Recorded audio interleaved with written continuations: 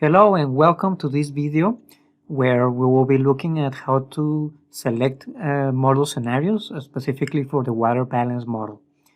Once you are inside the site, the first thing that you will want to do is make sure that you click on the Allow Cookies button, and this will give you access to looking at the data from the models, interacting with the models. We will be keeping track of your user session and also some of the selections that you make when looking at the results. So basically, those are the reasons why we do store some of this information in your browser. So we're going to go ahead and click Allow. And then I'm going to go to the water balance model, click on here, and I'm going to go straight into interacting with the model by going to the button that says Create Scenario.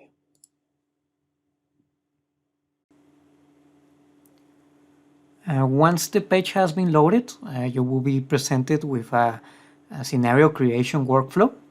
And I'm going to just give a quick overview of some of the things that are available. So the process is fairly simple.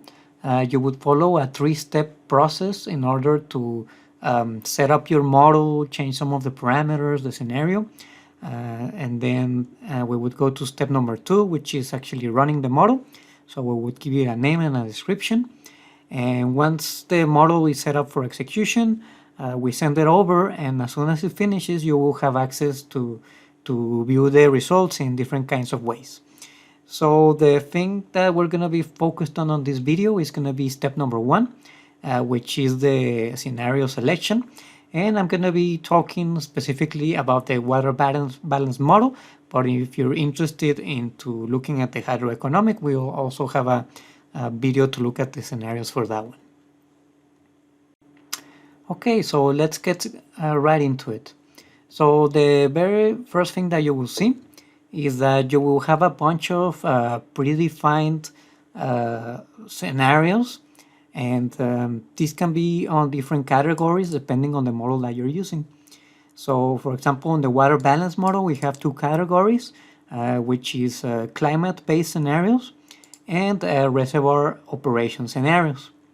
The important thing about each of the categories is that each of the scenarios that is located there will be affecting exactly the same parameters. So if I click on extended route, it will affect or change the values of the parameters of the model, the same as the intermediate stress or the same as the historical simulation. And if we go to reservoir operation, each of these scenarios will affect a different set of parameters or parameter values that go into the model. Another thing is that you can mix and match the scenario categories however you like. So for example, you can select an extended route scenario and combine it with a different reservoir operation scenario, for example, having a minimum storage capacity of 20% year by year. So now I'm going to go one by one through describing some of the scenarios that are available for the water balance model, and we'll be starting with the climate category. So on the climate category, we have scenarios that mainly affect the inflows that are going to be going into our main reservoir storage. And so these values are affected by different derivations of climate scenarios, where we go through scenarios that are zero flow. So this means that no inflows are going to be going into the reservoir from upstream, up to very wet climate scenarios. So these scenarios are actually derived from climate projection from the Bureau of Reclamation, and these are based on different emission scenarios. So we would go from high emission scenarios where we would have less flows to lower emission scenarios where we would actually have better flows. And so if we go ahead and look at each of the boxes, you will see the title of the scenario, of the situation that we have for the climate scenario. The second line gives us the source of where these scenarios are better described, and these are described in a paper from one of our collaborators. So if you click here, it will take you directly to that publication that gives more insight on how these different scenario data were defined. So the thing to consider on these scenarios is that not only does climate come in, but these values are also normalized to inflows in Elephant Butte Reservoir, considering what happens upstream. So there is a normalization process where first we get the climate scenarios into inflows on the river, and these are naturalized inflows, but eventually those values are normalized to consider all of the management policies that happen upstream. Now let's look at each of the boxes here. So you will see the title, and this would be extended drought, for example. And if you click on the image or the title, that means that this is the scenario that you have selected. Then we have a brief description about that scenario and the time range that we have for that scenario. Now, if you want to look directly at the data that this scenario modifies, you will need to click on the Learn More button. And this basically provides a drop-down of all of the input parameters on the model that are changed when you click on the scenario. So for example, here, the start year, the value will have 2020, so this is the initial projection year. And then we also have another parameter that it changes, which is the inflows that pass through the San Marcial gauges that eventually go into Elephant Butte Reservoir. So we have the data from the projection timeline, which is from 2020 to 2070.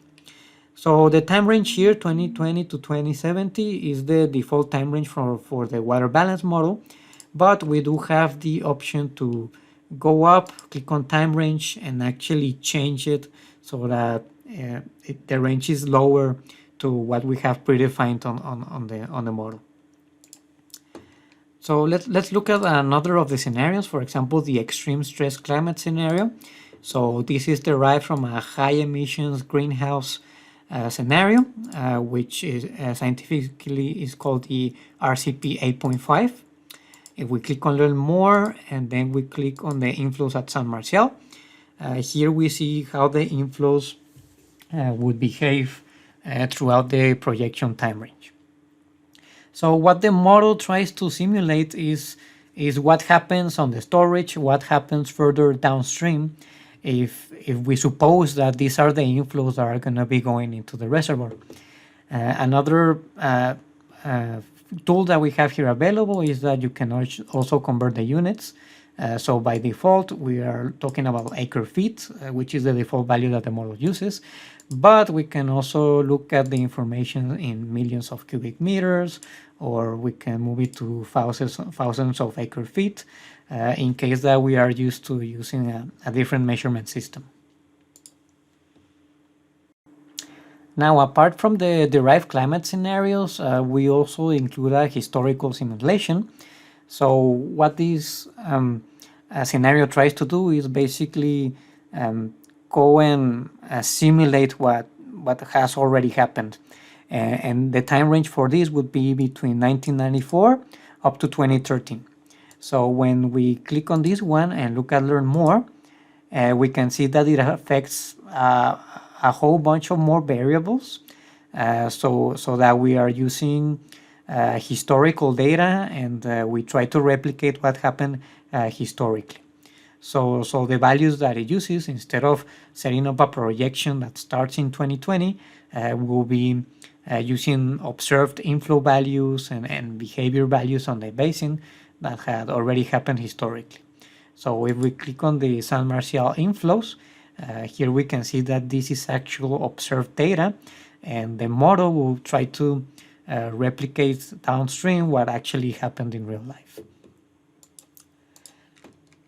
Okay, now let's go to the next category, which is the reservoir operation, and let's look at some of the things that are available here.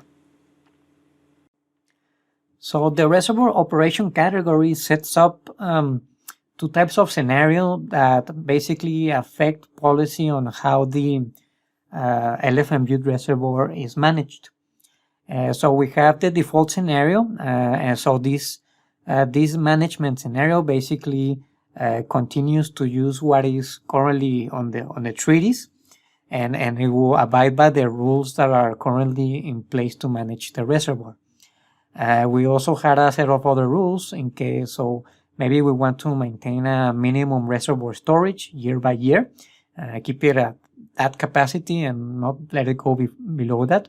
So we have a 20% and we have a 50%.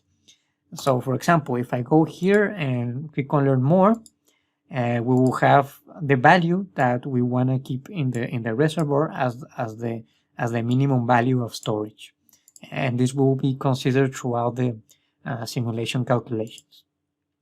Now, the other type of hypothetical management strategy is that what if we somehow put in a technology that actually reduces evaporation on the reservoir? So if we click on the Learn More button, we see that here we have a projection of what would be the elephant butte pan evaporation. So these will change the values of the pan evaporation to lower them by 50% in comparison what has been seen historically. Or if we click on 99% and look at the values, and now we can see that these values are way lower over the evaporation of the pan evaporation parameter throughout the whole time series of the model. So those are some of the type of scenarios that we can mix and match. And on the next video, we'll be looking at actually looking more granulated inputs into the model. So instead of selecting a predefined scenario, we're going to go ahead and look at the parameters catalog. So thank you for watching this video, and I hope it was informative to get started on modeling with the water balance model.